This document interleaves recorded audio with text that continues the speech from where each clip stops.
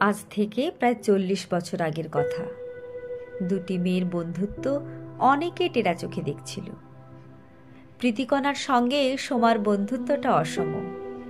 দুজনের মধ্যে বয়সের বেশ ফারাক।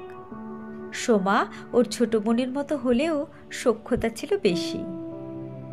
স্কুলের সিনিয়র দিদি নিজেই ভাব জমিয়েছিল ওর সাথে।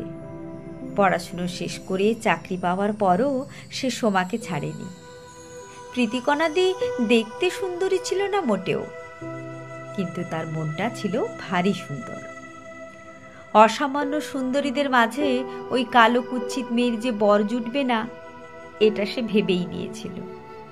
তবে তার সে ভাবনাকে মিথ্যে করে একজন মানুষ তাকে পছন্দ করল, তাকে নিজের জীবন সাথী করে নিয়ে যেতে চাইল। বিয়ের দিন প্রীতিকণা রাজি না হলেও সোমা তাকে সুন্দর করে সাজালো। কই, খুব খারাপ তো লাগছে না। রাত 10টাতে লগ্ন। 9:30 বেজে গেল, তবু বরের গাড়ি ঢুকলো না। বরের বাড়ি থেকে আসার পথে একটা রেল ক্রসিং পেরোতে হয়, আর তার গেট যদি পড়ে যায় তাহলে তা সহজে ওঠে না। খবর পাওয়া যায় কি করে? তখন তো এত ফোন টোন আসেনি। বাড়ির সবাই চিন্তায় পড়ে গেল।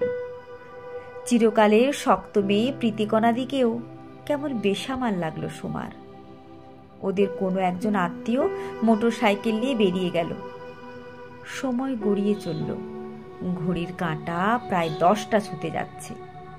আর কোনো লগ্ন নেই বিয়ের, ওই একটাই। সবাই উদ্বিগ্ন, সোমাও। তবে কি তার প্রীতিকণাদি লগ্নভ্রষ্টা হবে?